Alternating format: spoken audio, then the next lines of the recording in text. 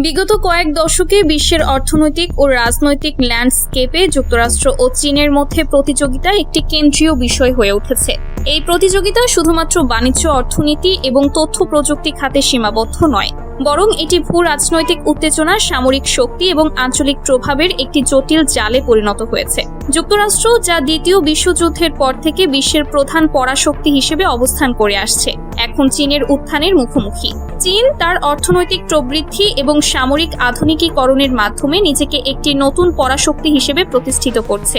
এই প্রতিদ্বন্দ্বিতা বিশ্ব বাণিজ্যের নিয়ন্ত্রণ, প্রযুক্তিগত উন্নয়ন এবং আঞ্চলিক নিরাপত্তাকে কেন্দ্র করে গড়ে উঠেছে, যা দুই দেশের মধ্যে সংঘাতের সম্ভাবনাকে বাড়িয়ে তুলেছে। যুক্তরাষ্ট্র এবং চীনের মধ্যে এই প্রতিযোগিতার শিকড় গভীর। 1979 সালে দুই দেশের মধ্যে কূটনৈতিক সম্পর্ক স্থাপিত হওয়ার পর থেকে চীনের অর্থনৈতিক উন্নয়ন যুক্তরাষ্ট্রের সহায়তায় ত্বরান্বিত হয়েছে। কিন্তু 2010-এর দশকে চীনের বেল্ট অ্যান্ড রোড ইনিশিয়েটিভ এবং মেড ইন চায়না 2025 কর্মসূচির মাধ্যমে এটি বিশ্ব অর্থনীতিতে তার প্রভাব বিস্তার করে। যুক্তরাষ্ট্র এতে বাণিজ্য যুদ্ধ শুরু করে, যা 2018 সালে ট্রাম্প প্রশাসনের সময় শুল্ক আরোপের মাধ্যমে প্রকাশ পায়। তথ্য প্রযুক্তি খাতে হুয়াওয়ে এবং টিকটকের মতো চীনা কোম্পানিগুলোকে যুক্তরাষ্ট্র নিরাপত্তা হুমকি হিসেবে দেখছে, যা দুই দেশের মধ্যে প্রযুক্তিগত বিভাজন সৃষ্টি করেছে। এই প্রতিযোগিতা এখন সামরিক ক্ষেত্রে ছড়িয়ে পড়েছে, যেখানে দুই পরমাণু শক্তিধর দেশের মধ্যে সংঘাতের আশঙ্কা বিশ্লেষকদের মধ্যে উদ্বেগের কারণ হয়ে দাঁড়িয়েছে। এই প্রতিযোগিতার সাথে যুক্ত হয়েছে কয়েকটি আঞ্চলিক ইস্যু। তাইওয়ান, যা চীন নিজের ভূখণ্ডের অংশ বলে দাবি করে, এখন এই উত্তেজনার কেন্দ্রবিন্দু। দক্ষিণ চীন সাগরে চীনের দাবি এবং সামরিকীকরণ, যা ফিলিপাইন্স, ভিয়েতনাম এবং অন্যান্য দেশের সাথে সংঘর্ষ সৃষ্টি করছে, যুক্তরাষ্ট্রের মিত্রদের সাথে চীনের সম্পর্ককে জটিল করে তুলেছে। প্রশান্ত মহাসাগর এবং ভারত মহাসাগরে চীনের নৌশক্তি বিস্তার যুক্তরাষ্ট্রের মিত্র জাপান, অস্ট্রেলিয়া এবং ভারতের সাথে উত্তেজনা বাড়িয়েছে। এইসব মিলিয়ে বিশ্লেষকদের মতে দুই পরাশক্তির মধ্যে সংঘাতের স্ফুলিঙ্গ যে কোনো সময় জ্বলে উঠতে পারে। তবে সবচেয়ে বড় আশঙ্কা তাইওয়ানকে কেন্দ্র করে। চীনের প্রেসিডেন্ট শি জিনপিং 2027 সালের মধ্যে তাইওয়ান দখলের জন্য তার সেনাবাহিনীকে প্রস্তুত হওয়ার নির্দেশ দিয়েছেন, যা যুক্তরাষ্ট্রের স্ট্র্যাটেজিক অ্যাম্বিগুইটি নীতিকে চ্যালেঞ্জ করছে। তাইওয়ান ইস্যু চীনের অভ্যন্তরীণ রাজনীতি এবং আন্তর্জাতিক সম্পর্কের একটি জটিল অংশ। 1949 সালে চীনের গৃহযুদ্ধের পর চিয়াং কাই শেকের ন্যাশনালিস্ট পার্টি তাইওয়ানে পালিয়ে যায় এবং সেখানে রিপাবলিক অফ চায়না প্রতিষ্ঠা করে। চীনের Communist Party People's Republic of China গঠন করে এবং তাইওয়ানকে তার অবিচ্ছেদ্য অংশ বলে দাবি করে।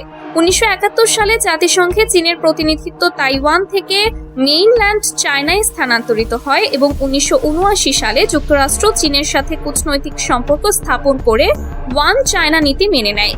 এই নীতি অনুসারে যুক্তরাষ্ট্র তাইওয়ানকে স্বাধীন রাষ্ট্র হিসেবে স্বীকৃতি দেয় না, কিন্তু তাইওয়ান রিলেশনস অ্যাক্টের মাধ্যমে তার নিরাপত্তা নিশ্চিত করার প্রতিশ্রুতি দেয়। বর্তমানে তাইওয়ানের সেমিকন্ডাক্টর শিল্প বিশ্ব অর্থনীতির জন্য অত্যাবশ্যক।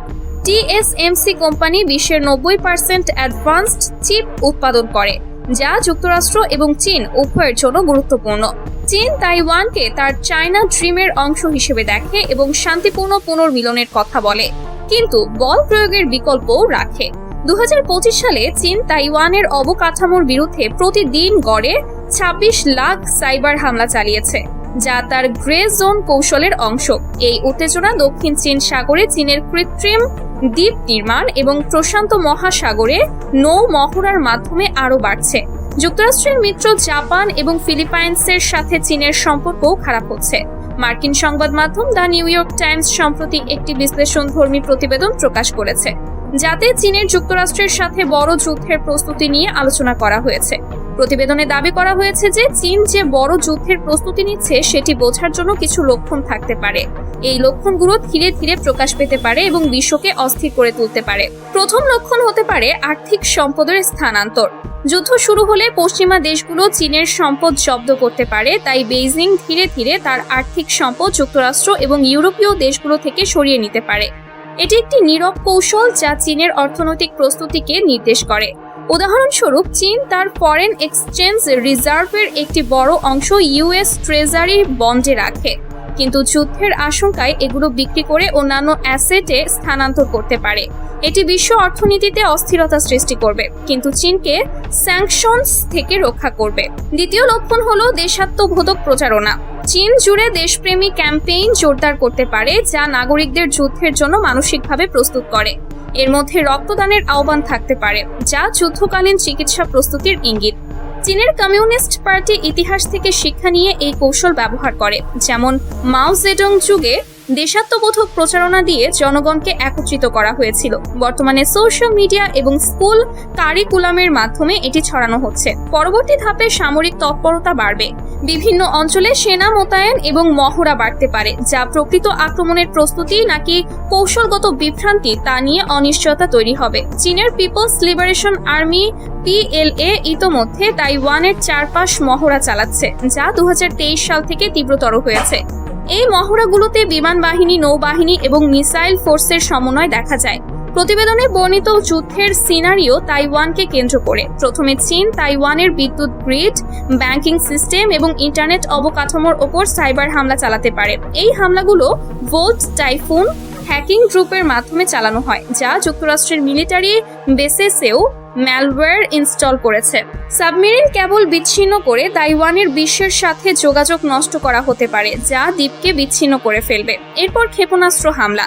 চীনের রকেট ফোর্সে প্রায় 600 হাইপারসোনিক মিসাইল আছে, যা 5 গুণ গতিতে চলে এবং ইন্টারসেপ্ট করা কঠিন। এগুলো তাইওয়ানের প্রেসিডেন্ট অফিস, সামরিক এবং গোয়েন্দা স্থাপনায় হামলা চালাতে পারে। একই সাথে যুক্তরাষ্ট্রের সহায়তা ঠেকাতে জাপান এবং গুয়ামের মার্কিন ঘাঁটিতে হামলা হতে পারে। চীনা নৌবাহিনী তাইওয়ানকে অবরুদ্ধ করে সহায়তা পথ বন্ধ করতে পারে।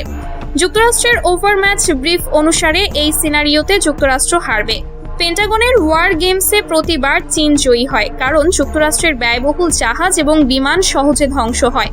উদাহরণস্বরূপ USS জেরাল্ড আর ফোর্ডের মতো ক্যারিয়ার $13 বিলিয়ন খরচ হয়, কিন্তু হাইপারসোনিক মিসাইলে ধ্বংস হতে পারে। অনেক বিশ্লেষকের মতে নিকট ভবিষ্যতে পূর্ণমাত্রার আগ্রাসনের সম্ভাবনা কম, বরং চীন গ্রে জোন কৌশল ব্যবহার করে তাইওয়ানের উপর ধারাবাহিক চাপ বাড়াচ্ছে। এর মধ্যে সাইবার হামলা, সামরিক মহড়া, আকাশী এবং নৌপথে অনুপ্রবেশ এবং আংশিক অবরোধ অন্তর্ভুক্ত। 2025 সালে তাইওয়ানের তথ্য অনুসারে চীন প্রতিদিন 26 লাখ সাইবার হামলা চালিয়েছে। নৌ অবরোধ আরেকটি উপায়। চীন তেল এবং গ্যাসবাহী জাহাজের ওপর কাস্টমস বা পরিবেশগত পরিদর্শনের অজুহাতে বাধা সৃষ্টি করতে পারে, যা তাইওয়ানের অর্থনীতিকে ক্ষতিগ্রস্ত করবে। এই অবরোধ পূর্ণাঙ্গ হলে যুদ্ধ অনিবার্য। গ্রে জোন কৌশল চীনকে যুদ্ধ ছাড়াই লক্ষ্য অর্জনের সুযোগ দেয়, যেমন রাশিয়ার ইউক্রেনে অ্যানেক্সেশনের আগে। কিন্তু কিছু বিশ্লেষক, যেমন নিউ ইয়র্ক টাইমসের অন্য প্রতিবেদনে বলা হয়েছে, শি জিনপিং এর নেতৃত্বে চীনের সেনাবাহিনীর দুর্বলতা আছে। সাম্প্রতিক পারচেস, যেমন ডিফেন্স মিনিস্টার এবং নিউক্লিয়ার ফোর্সের নেতাদের অপসারণ, করাপশন এবং প্রস্তুতির অভাব নির্দেশ করে। এটি ইঙ্গিত দেয় যে 2027 সালে আক্রমণের সম্ভাবনা কম। এই প্রেক্ষাপটে যুক্তরাষ্ট্র, তাইওয়ান এবং তার মিত্রদের জন্য কার্যকর প্রতিরোধ গড়ে তোলা অত্যাবশ্যক। তাইওয়ান দখল হলে বা তার চিপ শিল্প ধ্বংস হলে এটি শুধু আঞ্চলিক নয়, বৈশ্বিক অর্থনীতির জন্য সংকট ডেকে আনবে। বিশ্লেষকদের মতে চীনের বিরুদ্ধে যুদ্ধ এড়িয়ে শক্ত প্রতিরোধ এখন ওয়াশিংটনের পররাষ্ট্রনীতির শীর্ষ অগ্রাধিকার হওয়া উচিত।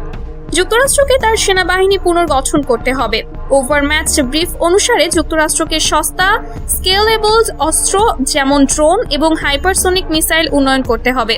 ডিফেন্স ইন্ডাস্ট্রিকে পুনরুজ্জীবিত করা দরকার, কারণ বর্তমানে চীন উৎপাদন ক্ষমতায় এগিয়ে। কংগ্রেসকে বাজেট অপচয় বন্ধ করতে হবে এবং মিত্রদের সাথে সমন্বয় বাড়াতে হবে। তাইওয়ানকে অ্যাসিমেট্রিক ওয়ারফেয়ার অস্ত্র কিনতে উৎসাহিত করা হচ্ছে, যেমন মোবাইল মিসাইল এবং ড্রোন।